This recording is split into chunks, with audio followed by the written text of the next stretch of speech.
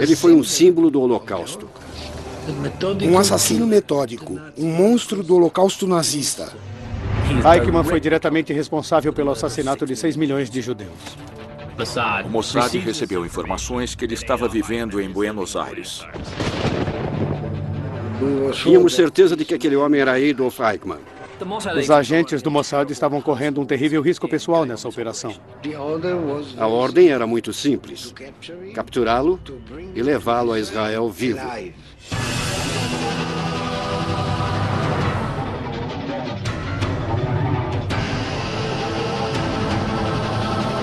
Caçadores de nazistas na América Latina, episódio 2. Adolf Eichmann. Abril de 1960, San Fernando, Argentina. Um dos mais famosos criminosos de guerra do mundo, Adolf Eichmann, estava vivendo incógnito com sua família perto de Buenos Aires. A família havia se mudado para a periferia de Buenos Aires, para uma rua chamada Garibaldi. Mas um advogado judeu, cego, cuja filha havia tido um breve namoro com o filho de Eichmann, avisou o serviço secreto israelense. O homem apontado como arquiteto da solução final tinha sido então encontrado pelo Mossad.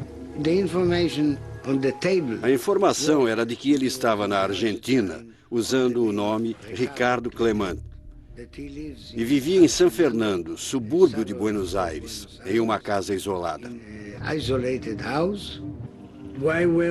Por que estávamos tão céticos? Na casa não havia eletricidade, água, nada, e nos perguntamos, por que um homem como Eichmann iria para um buraco daqueles?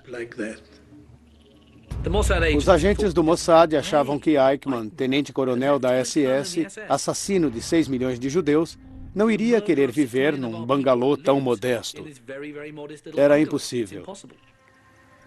Tínhamos certeza de que devia ser o homem errado. Não era o Eichmann, era outro homem.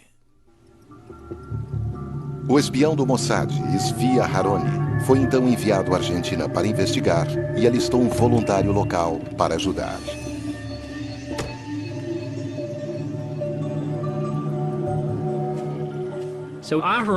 Zvi Aharoni tomou atitudes extraordinárias. Mandou um de seus rapazes até a casa para dizer que queriam comprar um terreno vizinho. Escondemos a câmera em uma mala para que ele não a visse. Bastava apertar certos botões na alça e as fotografias eram tiradas.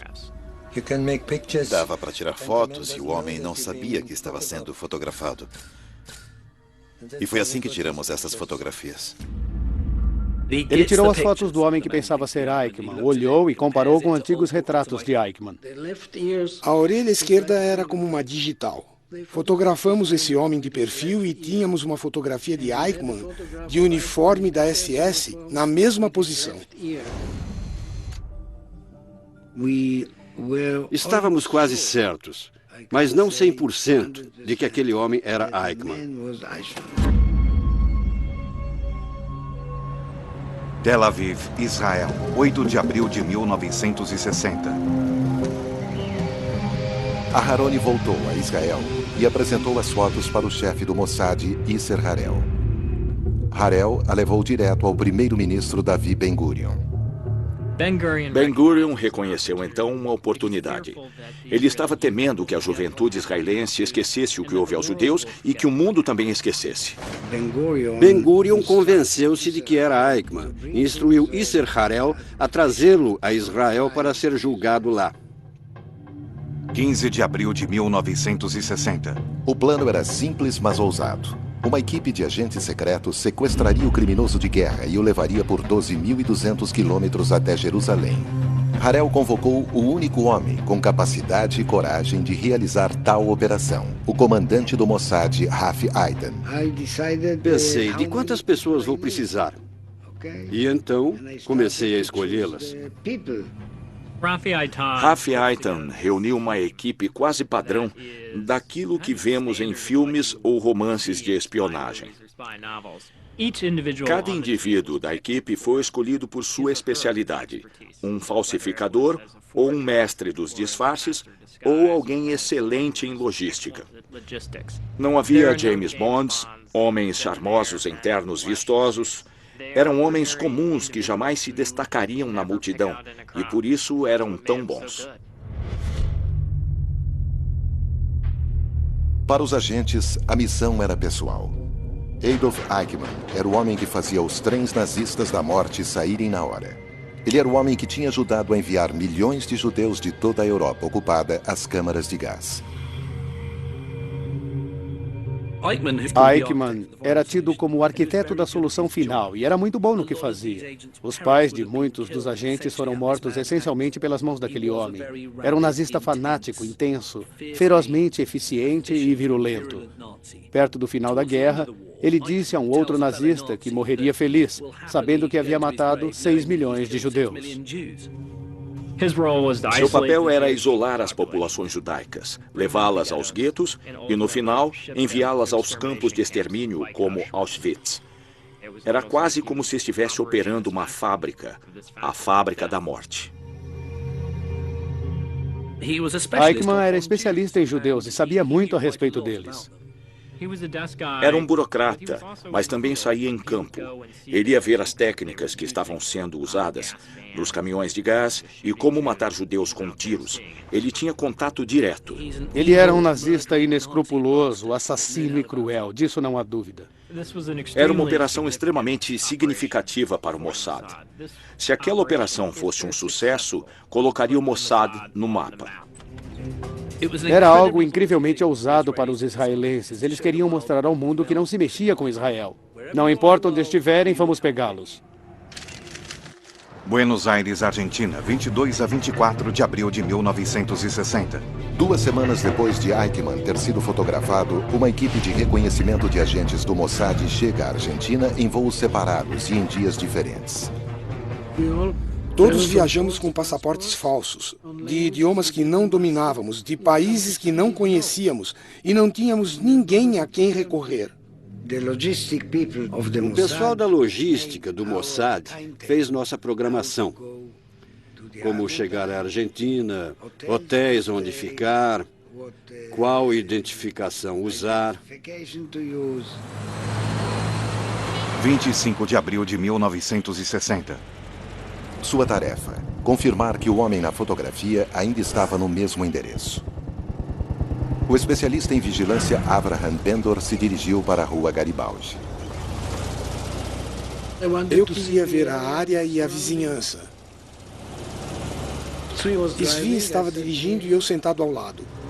Por sorte, quando chegamos, um ônibus chegou. E de repente vi um homem andando. E disse a Svi: "É o homem da foto. É o Eichmann. É o Eichmann." Svi ficou tão animado que pisou no freio. Era um carro ruim e o freio fez barulho. E eu falei: "Cuidado, ele pode suspeitar." Quando Svi pisou no freio, achei que ele não deveria ser da minha equipe por ser muito nervoso. Eichmann andou 150 metros, virou à esquerda e andou mais 15 minutos. Virou à esquerda e entrou na casa. Era a única casa mesmo.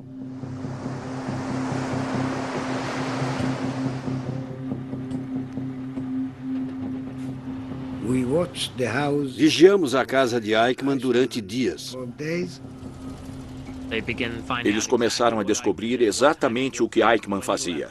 A que horas acordava, a que horas saía para o trabalho, que ônibus tomava, quanto tempo ficava no trabalho, quando voltava para casa, o que fazia ao chegar e quando as luzes se apagavam à noite. 27 de abril de 1960. Uma única palavra foi enviada por telex ao quartel-general do Mossad em Israel. Cenoura era o código que dizia várias coisas. 1. Encontramos o homem que estava na foto que Svi levara. 2. Que a situação em campo possibilitava fazer uma operação de sequestro. 3. Continuaríamos a vigiar a casa. Em Jerusalém, o chefe do Mossad deu luz verde para a Operação Eichmann. Capturar o homem que organizou o genocídio dos judeus europeus e levá-lo a Israel para ser julgado por seus crimes.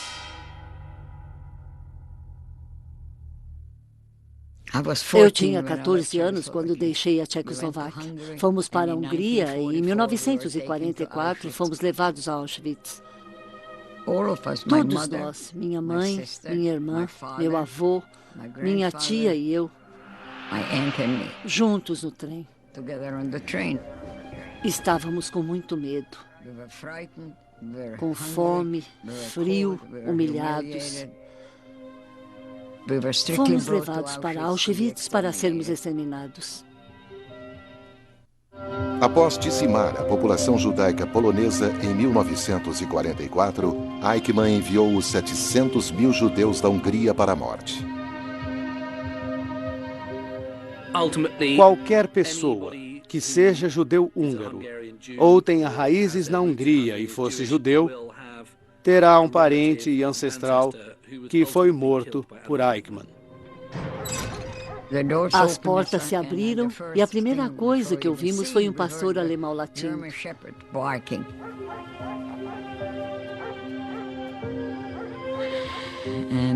E eu não acreditava. Lá estávamos nós, naquele local horrível.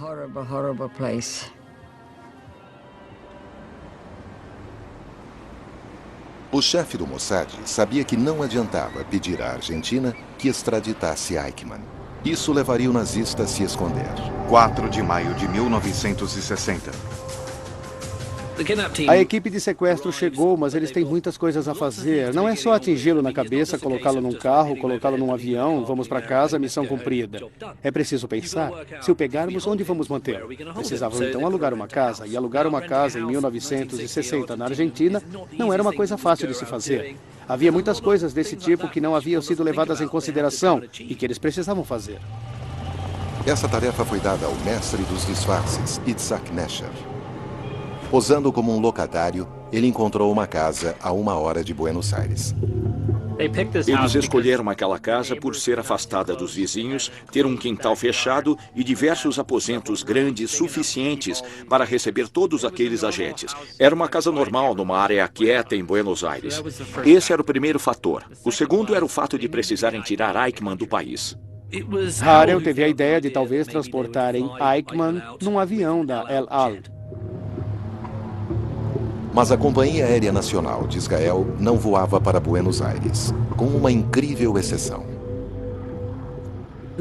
Por sorte, e foi uma daquelas grandes coincidências, era o aniversário de fundação da Argentina e os israelenses disseram que gostariam de enviar uma delegação de dignatários para comemorar. E a Argentina aceitou. Claro, mandem um voo especial. E era esse voo que seria aproveitado para tirar Eichmann do país. A operação, então, ocorreria com base em quando aquele avião estaria chegando e em quando ele poderia decolar de Buenos Aires. O avião estava marcado para chegar no dia 12 de maio e decolar no dia seguinte. Isso significava que tinham 1 semana para sequestrar o criminoso de guerra. O tempo estava correndo. Nós víamos Eichmann todos os dias, sempre na mesma hora, exceto aos domingos. Mesmo ônibus, mesma hora, tudo igual. Eichmann era uma pessoa metódica, gostava de sair do ônibus 202 na mesma hora todos os dias, voltando da grande fábrica de carros onde trabalhava. A estrada perto da casa não era muito movimentada. Não tinha gente andando e também havia poucos carros. A Rua Garibaldi, em 1960, era a pior rua em todo o hemisfério sul para realizar um sequestro. Era completamente exposta. A casa de Eichmann era apenas um bloco de concreto. Era como colocar um dado numa mesa de sinuca. Estava lá no meio e não havia nada ao redor. Se alguém estivesse andando e parecesse diferente, seria notado imediatamente. Era um lugar estranho para realizar um sequestro, mas era lá que deveria ser feito. Então pensamos, é isso. Depois de observar o Eichmann e sua forma de fazer as coisas, estávamos convencidos de que o jeito mais fácil de pegá-lo seria assim que ele descesse do ônibus, indo para casa. Mas realizar o plano sem falhas era algo totalmente diferente.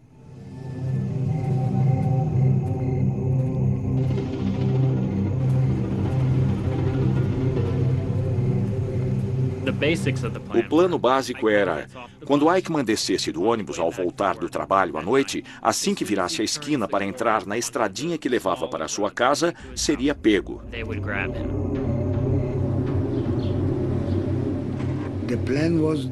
O plano era que Zvi Malkin andasse da casa para o ônibus. Eichmann andasse do ônibus para a casa. E eles deveriam se encontrar no caminho. Zvi Malkin deveria dizer: "Momentito, senhor, preciso perguntar-lhe algo." Esse era o plano, desde o começo. Para acertar os mecanismos e as táticas, ensaiamos 300 ou 400 vezes. Eles ensaiaram jogar Eichmann no carro, colocá-lo no chão do veículo e dirigir para longe. Queríamos fazer tudo em 20 segundos. Praticaram diversas vezes a rota pelas quais iriam fugir, caso a polícia os estivesse seguindo. Não carregávamos armas porque seria incriminador. Por que precisaríamos de armas? Não queríamos atirar em ninguém. Como sabíamos que nosso único inimigo seria a polícia argentina ou os militares argentinos, não precisávamos de nenhuma arma. E foi um risco que assumimos. Os agentes do Mossad estavam correndo um terrível risco pessoal ao entrar nessa operação. Se fossem pegos na Argentina em 1960 como conhecidos espiões estrangeiros, não seriam executados, mas ficariam na prisão por muitos e muitos anos. E, é claro, Israel negaria qualquer envolvimento, como é a tradição na espionagem. Então, sim, foi um risco terrível. Desde a guerra, a Argentina ofereceu porto seguro a nazistas de alta patente como Eichmann. Havia uma rede que Juan Perón, o presidente da Argentina, montou para trazer os nazistas para a Argentina. Toda a rede de ex-nazistas sabia que, se conseguissem chegar ao país, o governo argentino lhes daria suporte. Com a vitória dos aliados em 1945, Eichmann passou a ser procurado e fugiu. Ele conseguiu ir a Hamburgo e acabou numa cidade chamada Eversen, onde trabalhou no campo.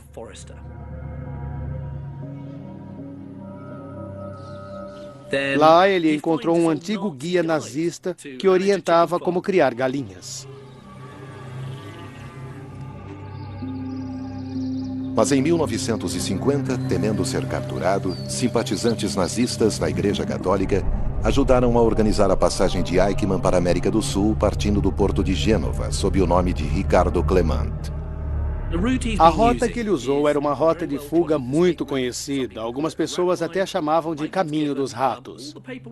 Eichmann recebeu toda a documentação de que precisava, como visto de entrada na Argentina, visto de saída da Itália e assim por diante. Eichmann foi de navio na terceira classe tentar uma nova vida naquele país da América do Sul. Eichmann não era o único nazista importante a acabar na Argentina. Havia quase uma grande quantidade de nazistas indo para lá. Alguns deles levaram algum dinheiro, mas a maioria levou conhecimento técnico. O antigo oficial da SS tentou diversos negócios, desde cuidar de uma lavanderia até criar coelhos. Em nenhum foi bem sucedido. Arrumou um emprego fixo em uma fábrica da Mercedes-Benz.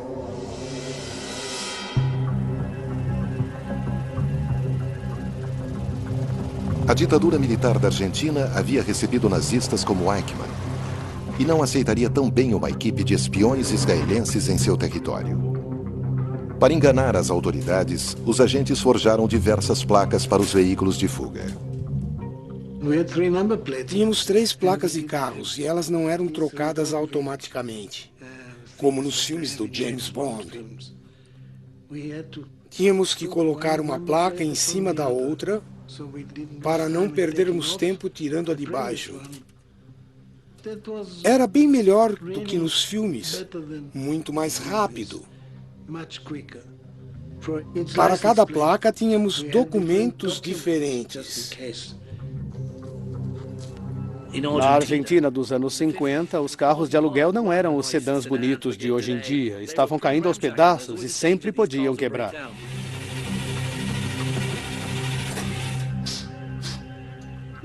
Os carros estavam em péssimas condições, todos eles. Precisamos até empurrar um deles. E claro, qualquer coisa podia acontecer. A Operação Eichmann estava a todo vapor.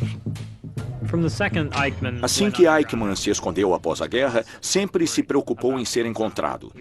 Estava constantemente preocupado sobre se alguém o seguia, se tinha alguém vindo atrás dele. Os agentes temiam constantemente que, se deixassem a operação continuar mais um dia, aquele seria o dia em que Eichmann perceberia que estava sendo seguido e desapareceria.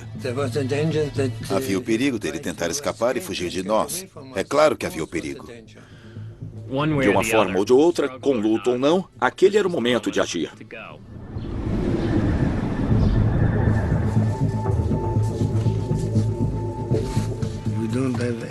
Não tínhamos nenhuma comunicação. Sem comunicação, sem armas, pode-se dizer que foi uma operação primitiva. Mas, às vezes, uma operação primitiva funciona melhor que as outras. 11 de maio de 1960. O sequestro de Eichmann está em andamento. Os agentes do Mossad chegaram no escuro, cerca de 30 minutos antes que Eichmann voltasse do trabalho para deixarem os carros preparados. Eles tinham 2 carros, um para capturá-lo e outro para servir não apenas como reserva, mas como carro de interferência caso estivessem sendo perseguidos pela polícia. Havia 4 agentes no carro da frente. Era a equipe do sequestro. Eles iam pegá-lo. Eles iriam sair do carro e ficariam mexendo no motor. Era a tática clássica. Usar um carro quebrado para ficar de vigia. E ficaram esperando.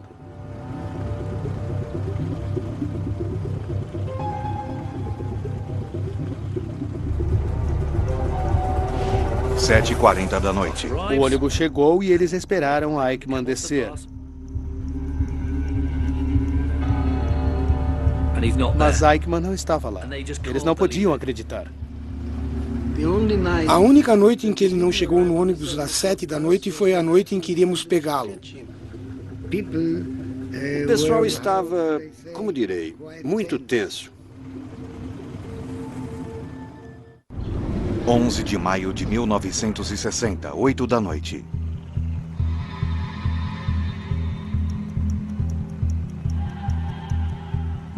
Toda noite, Eichmann esteve no mesmo ônibus e na noite do sequestro ele não estava. Os agentes esperaram e esperaram e nada do nazista. Depois de 20 minutos a meia hora, o grupo começa a ficar nervoso. Algumas bicicletas e também alguns homens passaram e perguntaram alguma coisa. O pessoal ficou tenso. Zvi Aharoni perguntou: "E então, vamos embora?" E eu disse: "Não, vamos ficar." E é bom lembrar que, sendo a rua Garibaldi um lugar vazio e desolado, a presença deles ali estava ficando óbvia. Então, de repente, veio outro ônibus. 8h05 da noite. E dele saiu a inconfundível figura baixa de 1,73 m. O homem baixo andando era Eichmann, sem sombra de dúvida. Vimos Eichmann vindo e aí a operação começou. Quando ele veio com a lanterna, eu o ceguei com os faróis, para que ele não visse o outro carro. Ele estava indo na direção dos agentes e um deles, Malkin, cujo conhecimento de espanhol se resumia a um momento ou um momentinho. Malkin se dirige a ele e diz: "Um momentito, senhor, eu gostaria de fazer uma pergunta." Tentando fazer com que Eichmann o visse, ele disse isso. Mas Eichmann mostrou estar com medo. Ele colocou a mão no bolso e os agentes acharam que ele tinha uma arma. Malkin então pulou nele e o pegou pelo pescoço, ao invés de tapar sua boca. Tentou segurar a mão de Eichmann no bolso e o nazista começou a gritar. Ele começou a gritar e eu fiz bastante barulho com o motor para abafar os gritos. Naquele momento, Malkin agarrou Eichmann e eles lutaram, até que caíram numa vala. Nós pulamos nele, pegamos pelas pernas, barriga, cabeça e o colocamos no carro. E disseram para ele ficar quieto. Essa foi a primeira ordem que Eichmann jamais recebeu de um judeu. Moshe Avor foi imediatamente para a frente. Zvi Aharoni já estava no carro com o motor funcionando. E eu estava atrás, com a cabeça de Eichmann no meu joelho. Nós o cobrimos com o cobertor. E então Zvi Aharoni disse a ele em alemão: "Se quiser viver, fique quieto." E também disse: "Precisa cooperar conosco, senão vamos matá-lo agora." E o Eichmann disse uma frase em alemão que significava: "Já me rendi ao meu destino."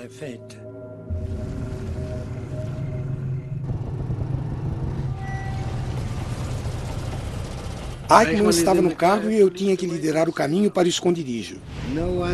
Ninguém disse nada. Minha mão estava na boca dele e ele estava totalmente quieto. Depois de 1,5 quilômetros, paramos e trocamos as placas do carro. Eram placas argentinas e foram trocadas por outras placas falsificadas para que não houvesse suspeita dos carros. Foi preciso trocar tudo isso em segundos. A rua Garibaldi ficava longe do esconderijo. E lembre-se que eles estavam em um carro argentino alugado de má qualidade e que podia quebrar a qualquer minuto. Se quebrasse e a polícia viesse ajudar, seria o fim. Passamos por um ponto de controle militar e policial. Um policial me parou, mas não disse nada. Nem eu. O policial viu as placas do carro e nos mandou seguir.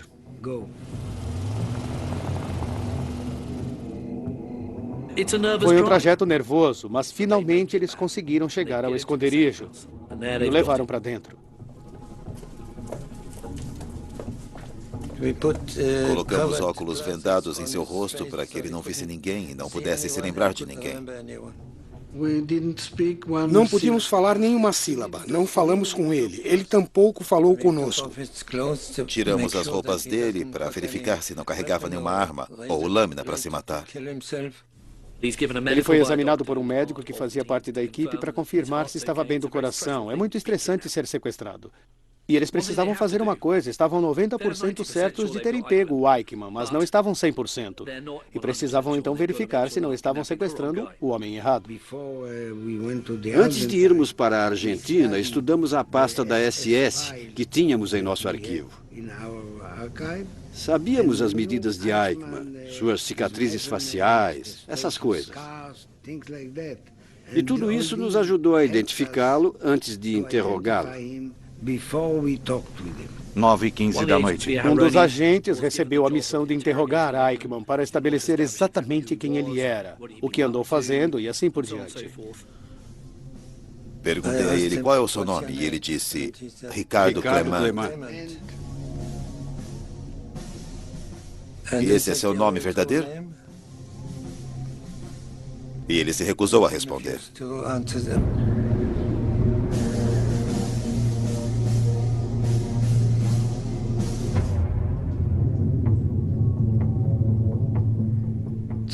Zvi era um interrogador muito metódico.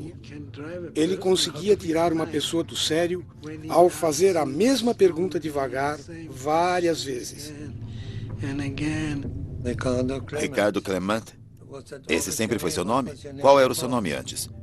Ele disse Otto Henninger. Otto Henninger era o nome que ele havia usado na Alemanha após a guerra. Os agentes sabiam o número de identificação de Eichmann na SS e encontraram uma cicatriz onde a tatuagem denunciadora da SS estaria. Mas Eichmann começou a queimá-la logo depois da guerra, pois sabia que seria um importante identificador. Zvi perguntou: "Você serviu na SS?" Ele confirmou. E qual era seu número lá? Ele disse o número correto de Eichmann, então não poderia dizer que era Otto Henninger se sabia o número correto de Adolf Eichmann. Ele não era um gênio, cometeu um erro. E Eichmann soube então que a farsa tinha acabado. Em 10 ou 15 minutos, o nazista admitiu ser Adolf Eichmann. Estávamos muito felizes, é claro, por definitivamente ser ele o homem certo, porque até aquele momento não tínhamos certeza absoluta. Perguntei a ele se havia tido algum papel no Holocausto ou como esteve envolvido. E é claro, ele negou tudo. Negou tudo. Seria de se esperar que um monstro como Eichmann tivesse uma presença física muito mais impressionante, mas era um homenzinho um tanto patético. Mesmo assim, foi ele quem organizou aqueles incríveis crimes.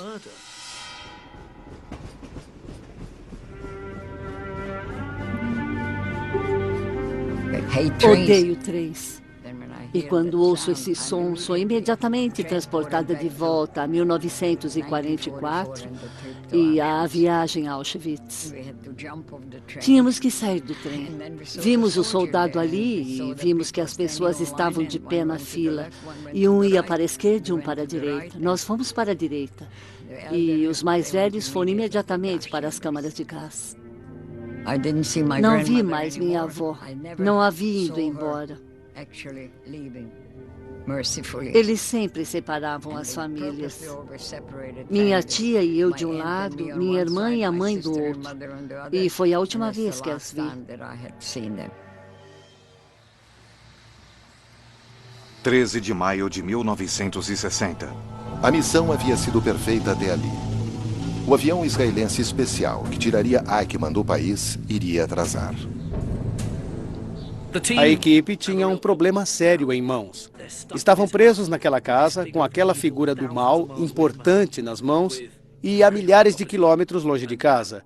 E aquilo não era nada confortável. Buenos Aires, Argentina, 14 de maio de 1960. Os agentes do Mossad que estavam com Eichmann tinham um sério problema. Pensaram que ficariam no esconderijo por 2 ou 3 dias. Na verdade, o voo especial da El Al seria postergado em até uma semana. Sabíamos que o voo chegaria na Argentina entre o dia 20 e 21 de maio. E não havia muito a fazer até que seu meio de fuga, o avião da El Al, pudesse levá-los de volta a Israel. Esconderijo, terceiro dia. Estavam presos no esconderijo. E como acontece quando pessoas ficam juntas em momentos de grande estresse, alguns dos membros da equipe estavam se provocando. Estavam constantemente preocupados no esconderijo que alguém fosse atrás deles. A polícia, amigos de Eichmann ou, o mais importante, sua família. Sabia-se que a família o estava buscando, tentando encontrá-lo, com diversos amigos deles simpáticos aos nazistas. O risco era definitivamente a comunidade alemã de Buenos Aires. Quanto menos acontece, mais você se preocupa. Rafi era o responsável. Esconderijo, quarto dia. Ele achava que era impossível que os nazistas ou a família não procurassem Eichmann. Ele estava muito preocupado. Foi um período muito tenso. O que também não ajudava é que não queriam deixar Eichmann fora de vista, ou ele poderia tentar suicídio ou tentar escapar. E o que era muito desagradável era que os agentes precisavam ajudá-lo a ir ao banheiro. E isso significava ajudá-lo a fazer tudo. É difícil limpar alguém quando sabe que aquele homem matou 6 milhões de pessoas do seu povo. Teria sido muito mais simples matar Eichmann, mas o plano era levá-lo de volta vivo para o julgamento.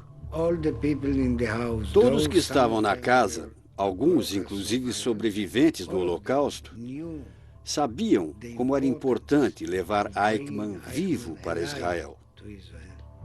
Eles todos sabiam, entendiam e concordavam totalmente com aquilo. 16 de maio de 1960.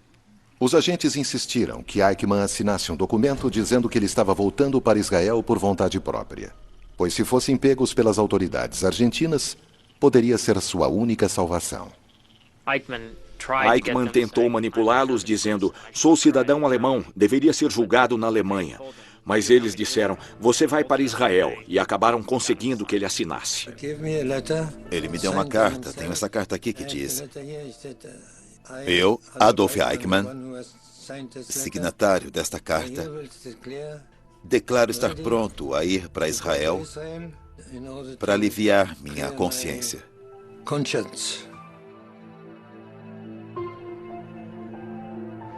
Ele disse que entendia qual era seu destino e que o estava enfrentando. 19 de maio de 1960. 8 dias depois de Eichmann ter sido sequestrado, o avião da El Al, especialmente fretado, finalmente aterrissa em Buenos Aires. 24 horas depois, começa a fase final e mais perigosa da missão. Aeroporto Internacional de Buenos Aires, Argentina. A forma de tirar Eichmann do país neste avião da El Al era espetacularmente brilhante. Eles decidiram disfarçar Eichmann como comissário de bordo.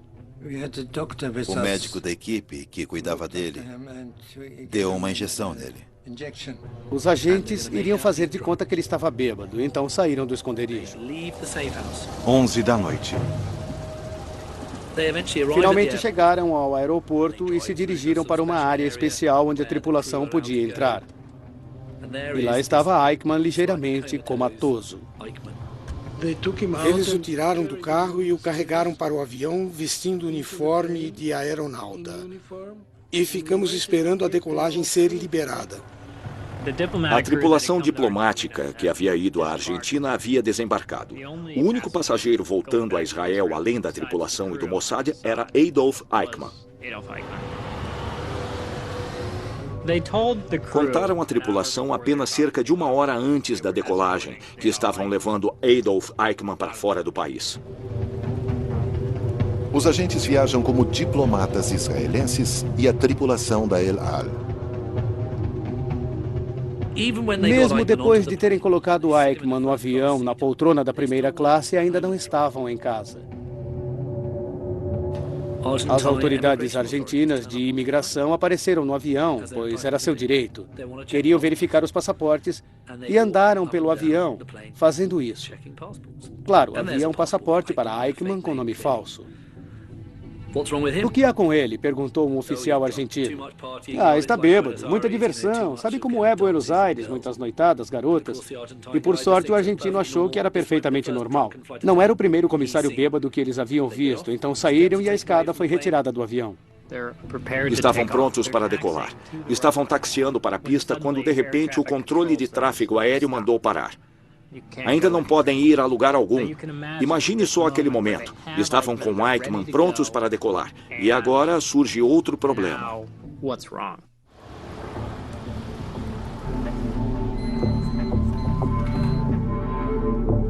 Momentos antes de decolar, o avião que levava Eichmann para Israel foi impedido de decolar.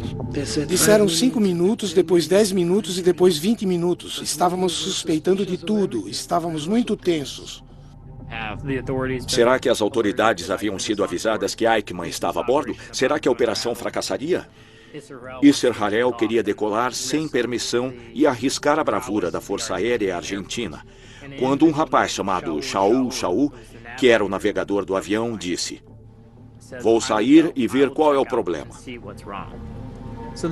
Esse navegador ouve então de Yasser Harel: "Se não voltar em 10 minutos, vamos decolar sem você." O navegador então saiu do avião com o coração na boca, pensando: talvez eu nunca mais volte. O problema era que não havia informado algo no plano de voo.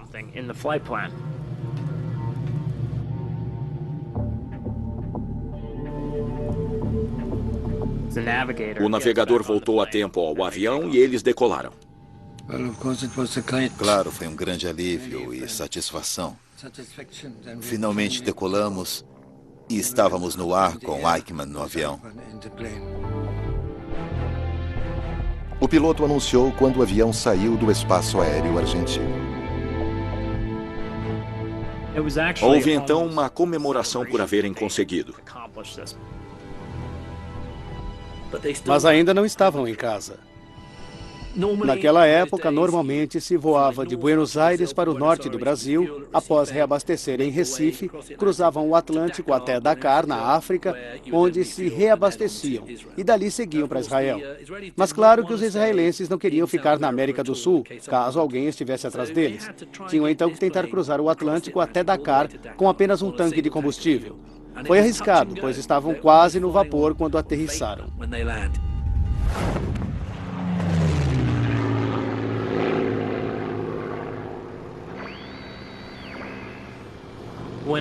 Quando foi anunciado que Adolf Eichmann havia sido capturado, o mundo ficou surpreso.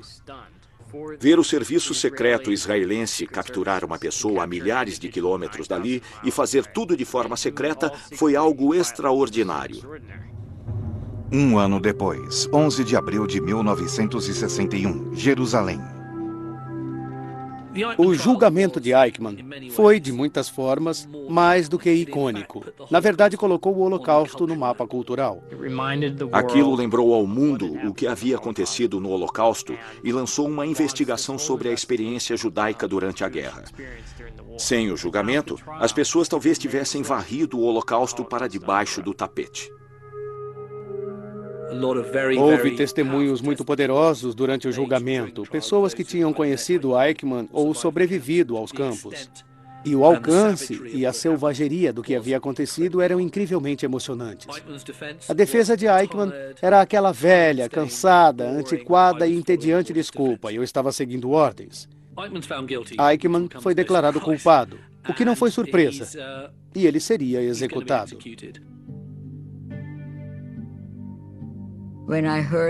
Quando soube que Adolf Eichmann havia finalmente sido capturado e enfrentaria a justiça, fiquei muito satisfeita de ver que ele pagaria pelo que tinha feito. Foi difícil entender como aquele homem, que não parecia uma grande personalidade, fora responsável pela morte de milhões de pessoas. Não sei a resposta.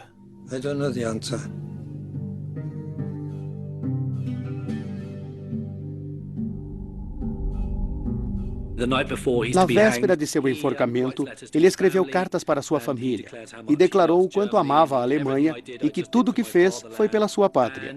Foi tirado de sua cela e enforcado de forma rápida e eficiente. O corpo foi imediatamente cremado e as cinzas foram colocadas em um balde. E o balde foi colocado em um barco que saiu do litoral israelense, indo além das águas israelenses, pois elas não queriam ser tocadas pelas cinzas daquele homem. Jogaram então as cinzas na água e, como sobrou um pouco no balde, eles o lavaram, pois queriam tirar até o último grão do corpo de Eichmann dali. Lavaram bem o balde e voltaram para casa.